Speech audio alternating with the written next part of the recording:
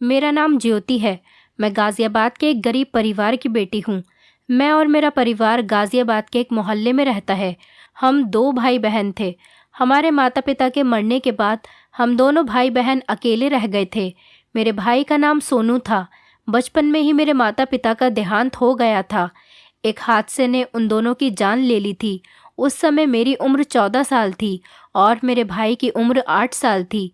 मैं एक मामूली सी लड़की थी, जबकि मैं दिखने में भी खूबसूरत नहीं थी, बल्कि ऐसा कह लीजिए कि मैं तो बहुत बदसूरत सी लड़की हूँ। मेरा रंग बेहद काला था और मेरा छोटा भाई, वो तो कहीं से भी मेरा भाई नहीं लगता था, जबकि मैं उसकी बड़ी बहन थी। लोग देखकर उसको कहते थे कि ये तो बहुत खूबसूरत बच्चा है। वो रंग का बिल्कुल गोरा था और उसकी शक्ल और नक्शा भी बहुत प्यारा था, जबकि मैं उसके मुकाबले में बिल्कुल भी खूबसूरत नहीं थी। छोटी उम्र में ही मेरे ऊपर घर की सारी जिम्मेदारियों का बोझ आ गया था। मैंने अपनी पढ़ाई भी छोड़ दी थी। उस समय मैं चौथी कक्षा में थी और मेरा भाई दूसरी कक्षा में पढ़ता था।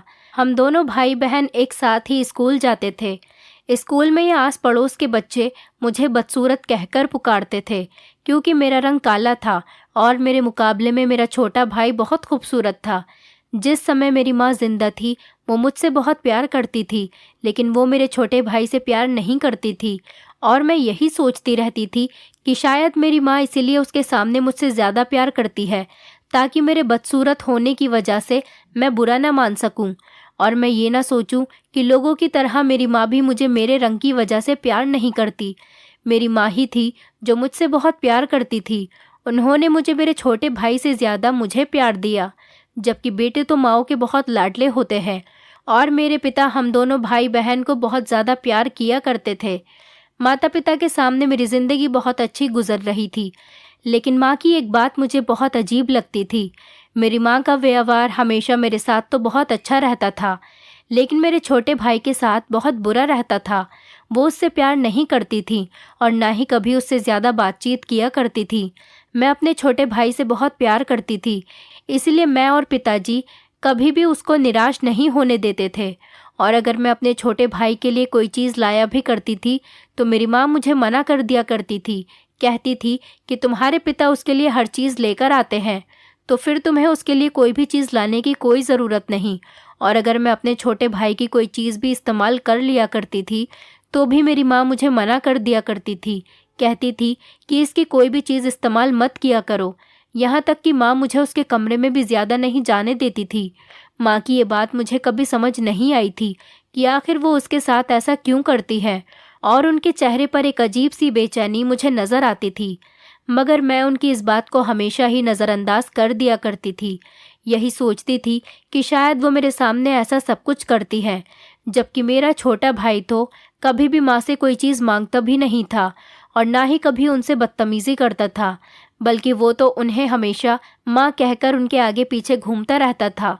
लेकिन माँ थी कि कभी पलटकर उसको जवाब ही नहीं देती थी, और ना ही वो कुछ ऐसा किया करता था कि जिसकी वजह से माँ उससे नाराज़ हो जाए। तो ना जाने क्यों माँ उसके साथ ऐसा व्यवहार क्यों करती थी। किस्मत ने मुझे ऐसा मौका नहीं दिया था कि मैं कभी अपनी माँ से इस बारे में बात कर सकती, क्योंकि मेरी माँ जल्द ही हमें छोड़कर चली गई थी और पिताजी भी जल्द ही हमें इस दुनिया से छोड़कर चले गए थे। उसके बाद हम दोनों भाई बहन इस छोटे से घर में अकेले रह गए थे। ये घर मेरे पिताजी ने अपनी ईमानदारी की कमाई से बहुत मेहनत से बनाया था, इसलिए हमें ये फिक्र नहीं थी कि कभी हमें इस घर को छोड़ना भी पड़ेगा। लेकिन अब बात थी तो सिर्फ हमारी परवरिश की। हमारा कोई भी रिश्तेदार हमारी परवरिश करने के लिए तैयार नहीं था। ख़ानदान के सभी लोग तो दूसरे शहरों में रहते थे, इसलिए वो लोग हमारे घर बहुत कम आते जाते थे। माँ पिताजी के मरने के बाद ज़्यादातर लोग मेरे छोटे भाई को अपने साथ ले जाने के लिए तैयार थे। एक तो वो खूबसूरत था और दूसरी बात ये कि वो एक लड़का था और मैं लड़की थी और फिर बदसूरत भी थी, तो जवान होकर उन लोगों पर बोझ ही बन जाती और वो जवान होकर उन लोगों को कमाकर लाकर देता। इसीलिए वो उसको ले जाने के लिए सब तैयार थे, लेकिन कोई भी मुझे अपने घर रखने के लिए तैयार नहीं था। लेकिन मैंने सोच लिया था कि मुझे क्या करना है। मैंने सोच लिया था कि मैं और मेरा छोटा भाई कभी भी किसी के ऊपर बोझ नहीं बनेंगे। जिस समय मेरे माता पिता का देहांत हुआ था उस समय मेरी उम्र 14 साल थी, जबकि मेरा छोटा भाई उस वक्त सिर्फ 8 साल का ही था। मेरी माँ ने कभी भी मुझसे घर के कामों में हाथ नहीं लगवाया था, क्योंकि वो चाहती थी कि मैं पढ़ाई करूं। लेकिन माँ के जाने के बाद घर की जिम्मेदारी मुझ पर आ गई थी, इसीलिए मैं घर के सारे काम किया करती थी। हम दोनों का खाना पीना बहुत मुश्किल हो गया था, इसीलिए मैंने पड़ोस के ही घरों की झाड़ू बर्तन करना शुरू कर दिया। जिस घर में मैं काम किया करती थी वो लोग बहुत अमीर थे और तरस खाकर मुझे खाना भी दे दिया करते थे, और मेरे छोटे भाई के लिए भी खाना पैक कर दिया करते थे, और मुझे वहाँ से सैलरी भी अच्छी मिलती थी, इसलिए हम दोनों का गुजारा ठीक ठाक से हो रहा था। मैंने अपने छोटे भाई की पढ़ाई को नहीं छुड़वाया था, क्योंकि मेरे पिताजी चाहते थे कि वो बड़े होकर एक डॉक्टर बने, और उसको खुद भी डॉक्टर बनने का बहुत शौक था। मैं उसकी इस ख्वाहिश को हर हाल में पूरा करना चाहती थी, और वैसे भी मैं यही सोचती थी कि मेरा छोटा भाई ही मेरी जिंदगी है, और मैं ये भी सोचती थी कि बड़े होकर अगर वो किसी मकाम तक पहुंच जाएगा तो फिर हम दोनों बहन भाई की जिंदगी बहुत अच्छी गुजरेगी। जबकि मैं तो बहुत बदसूरत थी, इसलिए मेरी शादी होना तो बहुत नामुमकिन सी बात थी। वैसे भी हम दोनों के सर पर माँ बाप का हाथ भी नहीं था।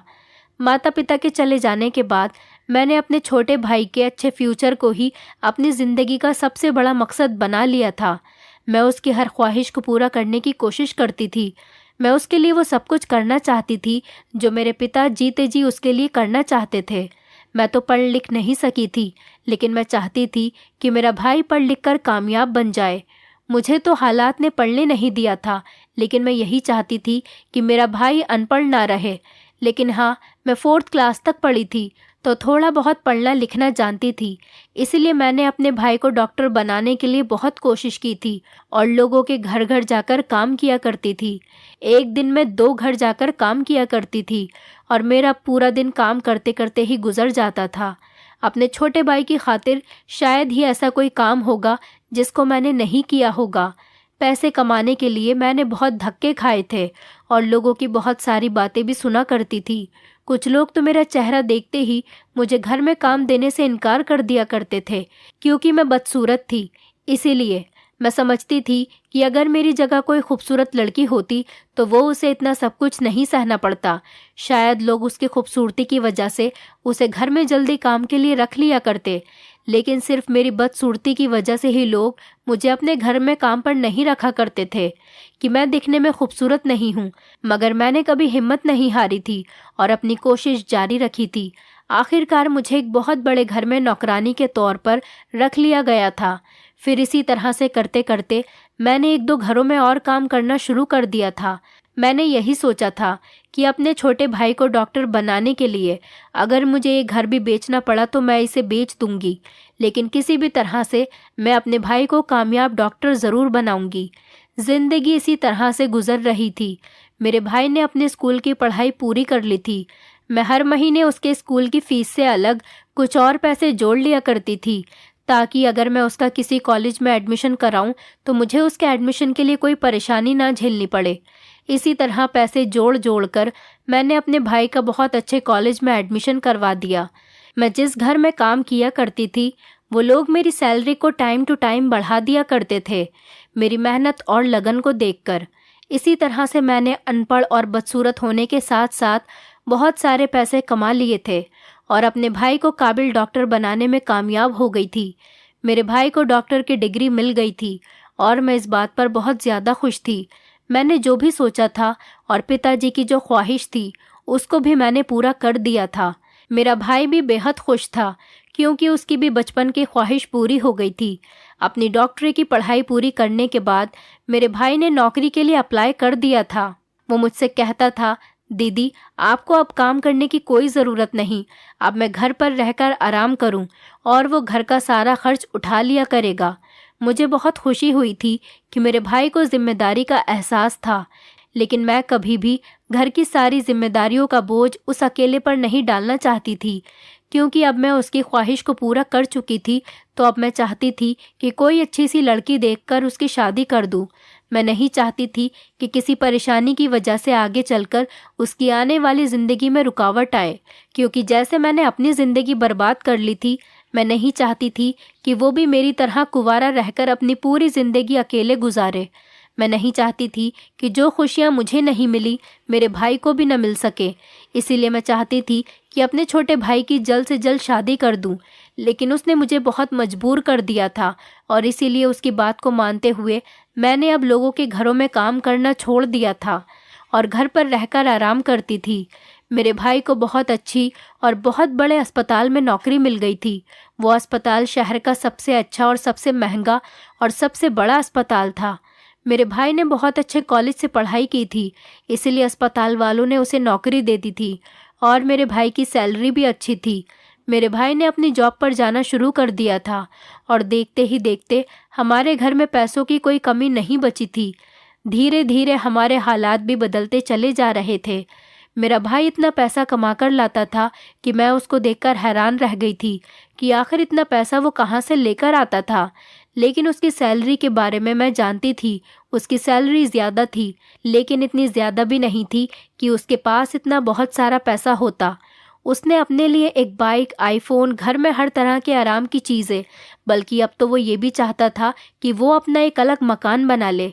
मैं उसकी तरक्की पर बहुत खुश थी, लेकिन दिल ही दिल में ये भी सोचती रहती थी कि अचानक से उसके पास इतना पैसा कहाँ से आ गया। जब मैं उससे पूछती थी तो वो मुझे यही बताता था कि वो इसके अस्पताल के बाद किसी और अस्पताल में भी जाकर काम करता है और वहाँ पर भी उसकी सैलरी बहुत अच्छी है। इसीलिए मैं चुप हो जाती थी और उससे कोई सवाल नहीं करती थी। लेकिन एक दिन जब वो अस्पताल से वापस आया तो वो मुझसे कहने लगा कि मैं आपके लिए खुशखबरी लेकर आया हूँ। मैंने उससे पूछा, मेरे लिए क्या खुशखबरी है? तो वो कहने लगा कि मैं आपके लिए एक बहुत स्पेशल क्रीम लेकर आया हूँ, क्योंकि मैं दिखने में बहुत बदसूरत थी और मेरा रंग भी बहुत काला था। इसीलिए सोनू ने मुझे वो स्पेशल क्रीम लाकर दी थी। उसका कहना था कि मैं रोज़ रात को सोने से पहले इस क्रीम को अपने चेहरे पर लगाकर सो जाया करूं और मैं बहुत जल्द ही गोरी और खूबसूरत हो जाऊंगी। उसका कहना था कि अगर मैं खूबसूरत हो जाऊंगी तो वो मेरे लिए अच्छा सा लड़का देखकर मेरी शादी करवा देगा। और वो मुझसे कहता था कि दीदी, आपने मेरे लिए बहुत अच्छा किया है, इसलिए मेरा फ़र्ज़ बनता है कि मैं आपके लिए भी कुछ कर सकूं। मैं उसकी ये सारी बातें सुनकर बहुत खुश हो गई थी। इसलिए मैंने उसके हाथ से वो क्रीम ले ली और उसने मुझे बताया था कि इस क्रीम को रोज़ रात को सोने से पहले अपने चेहरे पर लगाना। और जिस वक्त उसने वो क्रीम मुझे दी थी तब उसने मुझे एक शर्त भी बताई थी। उसका कहना था कि मुझे 1 महीने तक घर से बाहर बिल्कुल भी नहीं निकलना, ना तो किसी से मिलना है और ना ही किसी को अपने घर में आने देना है और ना ही मुझे शीशा देखना है। मैं ये सुनकर हैरान तो बहुत हो गई थी, लेकिन मेरे पास अपने भाई की बात मानने के अलावा कोई और दूसरा रास्ता भी तो नहीं था। अगर मैं उससे इनकार करती तो उसे अच्छा नहीं लगता, इसलिए उसका दिल रखने के लिए मैंने उसकी बात मान ली थी और मैं भी यही चाहती थी कि मैं भी खूबसूरत बन जाऊं। अपनी पूरी ज़िंदगी मैंने लोगों की बहुत सारी बातें सुनी थी और ताने भी सुने थे, और अगर मैं सच में खूबसूरत बन जाती तो शायद मेरी ज़िंदगी भी बदल सकती थी और मैं अपने आप को खूबसूरत देखना चाहती थी। इसीलिए मैंने उसकी शर्त को मान लिया था। मैं रोज़ उस क्रीम को अपने चेहरे पर लगाने लगी थी। मैं ना तो घर से बाहर जाती थी और ना ही किसी को घर में आने दिया करती थी, और मेरा भाई सुबह सुबह ही घर से अस्पताल जाने के लिए निकल जाता था और उसके जाते ही मैं दरवाज़ा अंदर से अच्छी तरह से बंद कर लिया करती थी। और वैसे भी हमारे घर पर कोई ज़्यादा आता जाता भी नहीं था, क्योंकि हम दोनों भाई बहन अकेले ही रहते थे। आस पड़ोस के लोग भी कमी से आया करते थे। उसके अलावा हमारे घर पर कोई आता जाता नहीं था और ना ही मैंने किसी को घर में घुसने दिया था। इस क्रीम को लगाते हुए मुझे पूरे 5 दिन गुजर गए थे, लेकिन मुझे अपने चेहरे पर कुछ अजीब अजीब सा महसूस होने लगा था। मेरा दिल तो चाहता था कि मैं अपने भाई की गैर मौजूदगी में शीशे की तरफ देख लूं, लेकिन जब मैं उसके बारे में सोचती थी तो शीशा नहीं देख पाती थी कि उसने मुझे बहुत सख्ती से मना किया है। हो सकता है इसके पीछे कोई वजह हो, इसीलिए इस बात की तरफ सोचते हुए मैं शीशे को नहीं देखती थी और जैसा वो मुझे करने के लिए कहता था मैं बिल्कुल ठीक वैसा ही किया करती थी। मेरा भाई सारा समय घर से ही बाहर रहता था और मैं अकेली ही घर पे एक कोने में पड़ी रहती थी, क्योंकि मैं घर से बाहर भी नहीं निकल सकती थी। 2-3 बार मैंने उससे कहा भी था कि वो मुझे एक बार शीशा देखने दे, क्योंकि मुझे अपने चेहरे पर कुछ अजीब सा महसूस होता था, लेकिन मेरे भाई ने मुझे सख्ती से मना कर दिया था। उसका कहना था कि 1 महीने से पहले मुझे शीशा नहीं देखना है, वरना मेरे ऊपर इस क्रीम का कोई असर नहीं होगा और उसकी सारी मेहनत बेकार चली जाएगी। उसने मुझे बहुत रोका था और बहुत बार मना भी कर दिया था, इसीलिए मैं चुप हो जाती थी, उसकी बात चुपचाप मान लेती थी। वो मुझे यही कहता था कि अगर मैंने शीशा देख लिया तो उसकी सारी मेहनत पर पानी फिर जाएगा, जो मेहनत वो इतने दिनों से मेरे लिए कर रहा था। अपने भाई की ये बातें सुनकर मैं रोज़ शीशा देखने के इरादे को अपने दिल से निकाल दिया करती थी। कुछ दिन और इसी तरह से गुजर गए थे कि मुझे अपने चेहरे से और भी ज़्यादा उलझन होने लगी थी। अब तो मुझे बहुत ही ज़्यादा अपने चेहरे पर अजीब सा महसूस होने लगा था, लेकिन अब मेरे लिए बर्दाश्त करना मुश्किल हो गया था। इसलिए एक दिन जब मेरा भाई घर से अस्पताल के लिए निकला तो उसके जाते ही मैंने दरवाज़ा अंदर से बंद कर लिया और ख़ुद घर के अंदर वापस आ गई थी। और मैंने अपने भाई के जाते ही शीशा देखा तो मेरे पैरों तले से ज़मीन ही निकल गई थी। मेरा चेहरा बहुत लाल हो गया था और मेरे चेहरे पर कोई अजीब तरह की एलर्जी सी हो गई थी, जिसके निशान और दाने बन गए थे। मैं तो पहले से ही बहुत बदसूरत थी और मेरा रंग भी बहुत काला था, और अब ऊपर से जो मेरे भाई ने मुझे क्रीम लगाने के लिए दी थी, उस क्रीम ने तो मेरे चेहरे को और भी ज़्यादा बदसूरत बना दिया था। इतना बदसूरत बना दिया था कि मैंने खुद को देखा था तो मेरी चीखें निकल गई थी। मुझे बहुत हैरत हो रही थी कि आखिर मेरे भाई ने मेरे साथ ऐसा क्यों किया था। अब मुझे बड़ी बेसब्री से अपने भाई के घर आने का इंतज़ार था, लेकिन मेरे साथ जो हुआ था वो मेरे लिए बहुत बड़ा सदमा था, क्योंकि मेरे इस सवाल का जवाब सिर्फ वही दे सकता था। बार बार मुझे ये अफसोस हो रहा था कि मुझे उसकी बात माननी ही नहीं चाहिए थी। अगर मुझे इसके बारे में पहले ही पता चल गया होता तो मैं उसकी बात को नहीं मानती। सुबह से दोपहर और दोपहर से शाम हो गई थी, लेकिन अभी तक मेरा भाई सोनू घर वापस नहीं आया था। शाम तक तो वो घर वापस लौट आता था, लेकिन आज तो वो बहुत ज़्यादा लेट हो गया था। मैं बहुत बेसब्री से उसके आने का इंतज़ार कर रही थी। उसके इंतज़ार में इधर से उधर टहल रही थी, क्योंकि मैं जानना चाहती थी उसने मेरे साथ ये सब कुछ क्यों किया था। अगर वो जानता था कि ये क्रीम अच्छी नहीं है तो उसने मुझे ये क्रीम लगाने के लिए दी ही क्यों थी। बहुत सारे सवाल मेरे दिमाग में आ रहे थे, जिनके जवाब सिर्फ सोनू ही दे सकता था, और सोनू अभी तक घर वापस नहीं आया था। बहुत देर तक मैं उसका इंतज़ार करती रही, लेकिन थोड़ी देर के बाद मेरा भाई घर पर वापस आ गया था। उसके घर आते ही मेरा सबसे पहला सवाल यही था, तुमने मेरे साथ ऐसा क्यों किया है।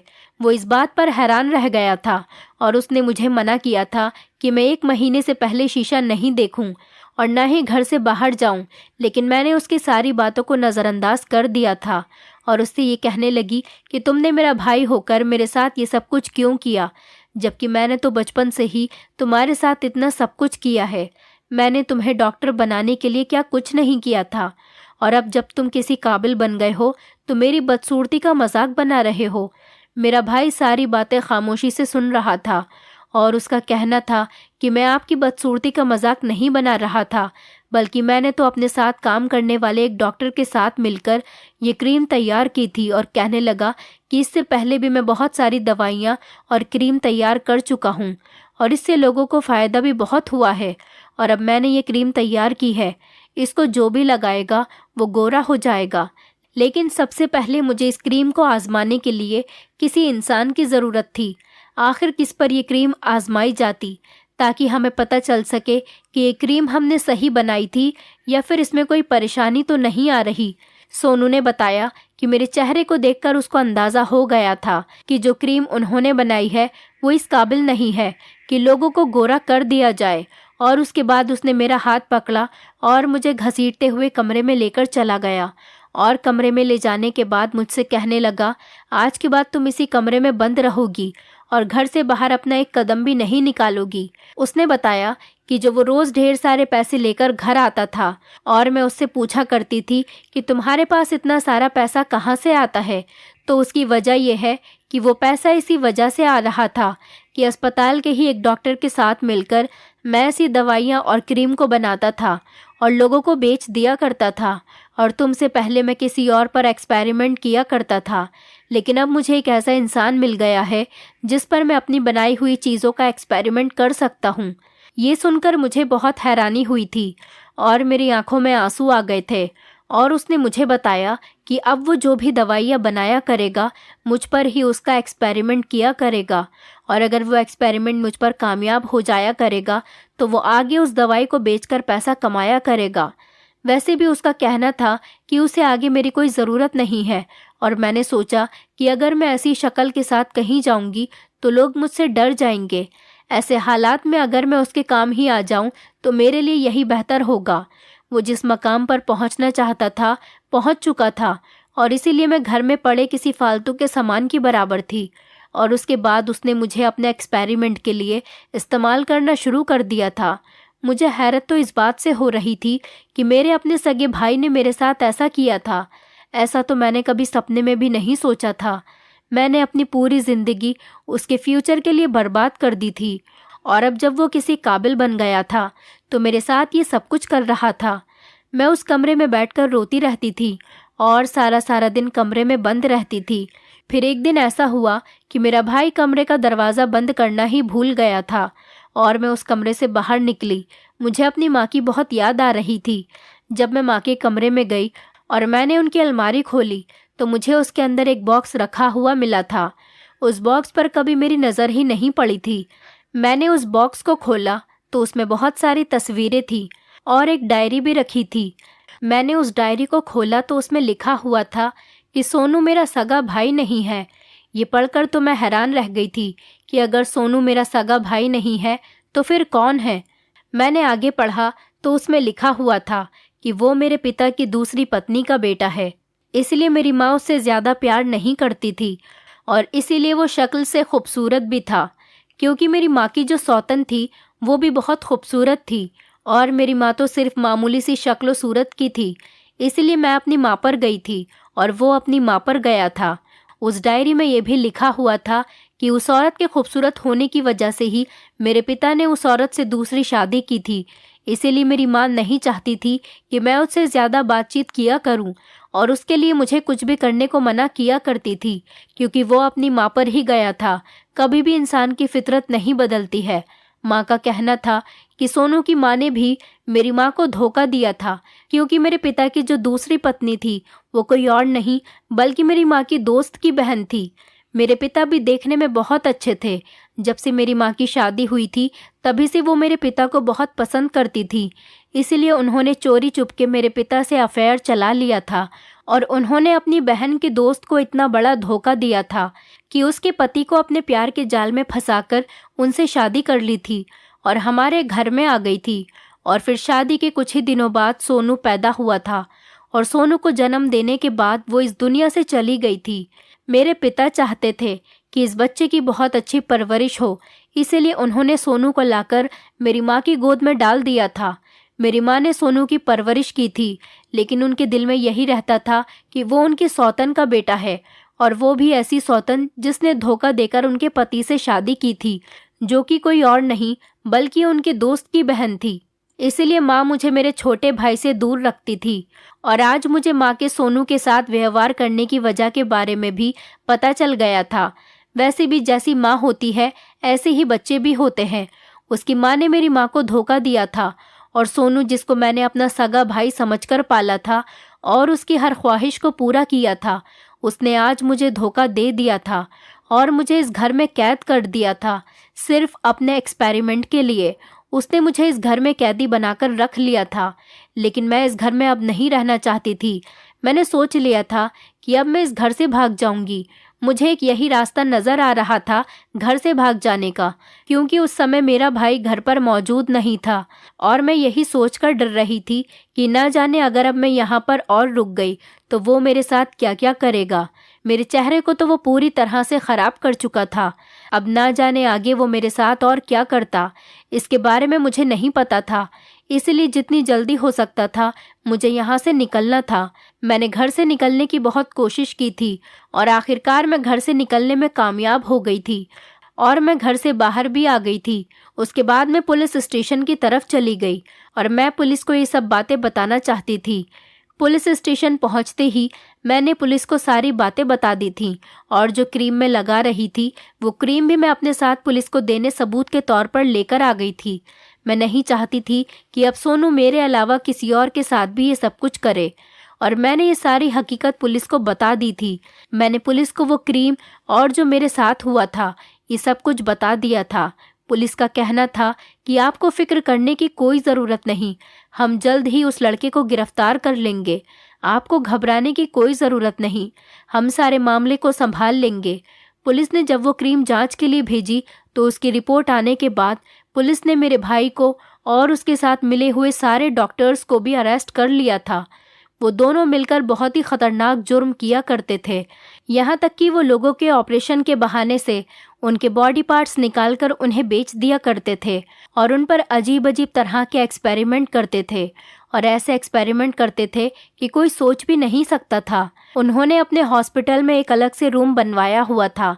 वहाँ पर ऐसे लोगों को रखा हुआ था जिनका कोई जानने वाला नहीं होता था और यहाँ के लोगों को वो ये कहकर टाल दिया करते थे कि वो मर गए हैं या फिर और कोई बहाना बना दिया करते थे, जबकि उन लोगों की बॉडी पर एक्सपेरिमेंट किए जाते थे और वो दोनों ऐसी ऐसी दवाइयाँ तैयार करते थे कि कोई सोच भी नहीं सकता था।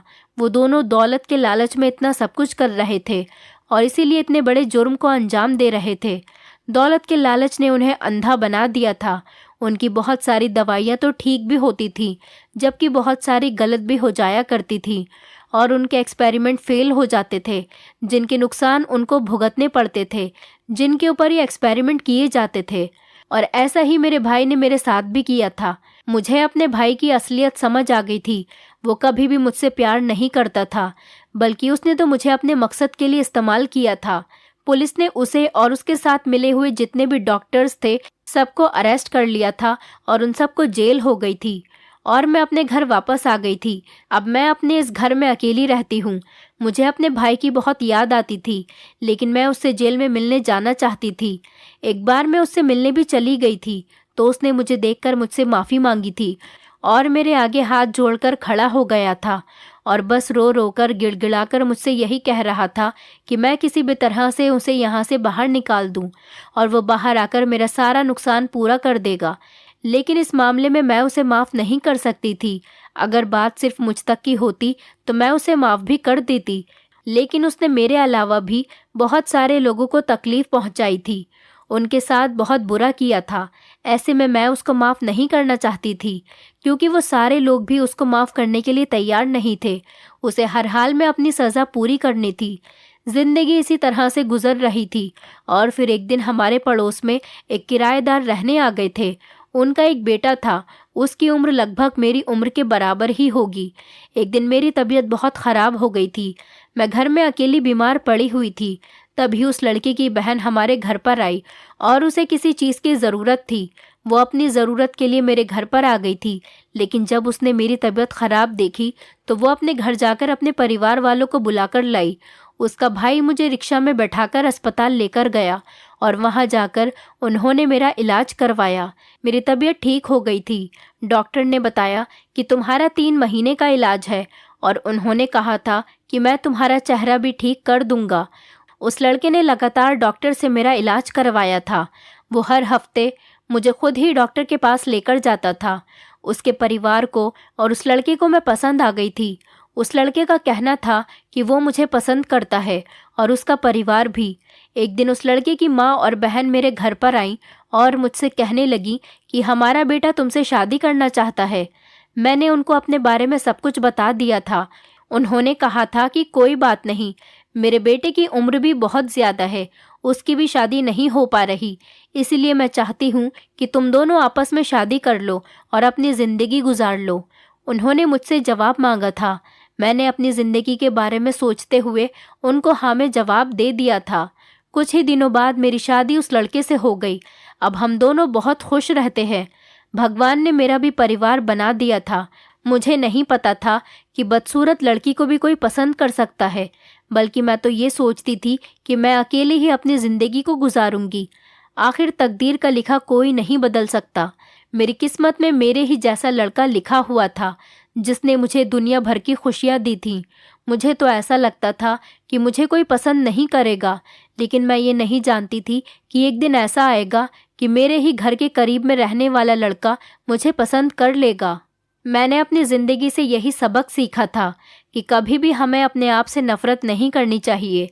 हमारा रंग रूप जैसा भी है वो ईश्वर की तरफ से हमें तोहफे में मिला है। इसीलिए अपने रंग रूप को बदलने की कोशिश न करें, क्योंकि अक्सर ऐसी कोशिशें इंसान को बहुत बड़ी परेशानी में डाल देती है। कुदरत के कामों में बदलाव नहीं लाना चाहिए, वरना हमें उसकी बहुत बड़ी सज़ा भुगतनी पड़ सकती है, जैसा कि मेरे साथ हुआ था। अगर मैं अपने भाई की बात नहीं मानती और गोरा होने के लालच में आकर उस क्रीम को अपने चेहरे पर ना लगाती, तो कभी भी मेरे साथ ये ना होता जो मेरे साथ हुआ था। खूबसूरती के चक्कर में मैंने अपना असली रूप भी खो दिया था। जो कुछ भी हमारे पास मौजूद होता है, इस पर सब्र करके गुजारा कर लिया करो। कभी भी ज़्यादा के लालच में आकर जो कुछ आपके पास मौजूद है उसे ख़राब न करें। इंसान की आदतें भी बदली जा सकती हैं, लेकिन इंसान की फितरत कभी नहीं बदली जा सकती। इसलिए मैं आपसे यही गुजारिश करना चाहती हूँ कि प्लीज़ ऐसा बिल्कुल ना करें जैसा मेरे साथ हुआ था। लालच एक बहुत बुरी बला है। दोस्तों, उम्मीद करती हूँ आपको हमारी कहानी पसंद आई होगी। कहानी पसंद आई है तो वीडियो को लाइक करें, चैनल पर नए हैं तो चैनल को सब्सक्राइब करें और हाँ, नोटिफिकेशन बेल को ज़रूर दबाएं ताकि अगली अपडेट सबसे पहले आपको मिले।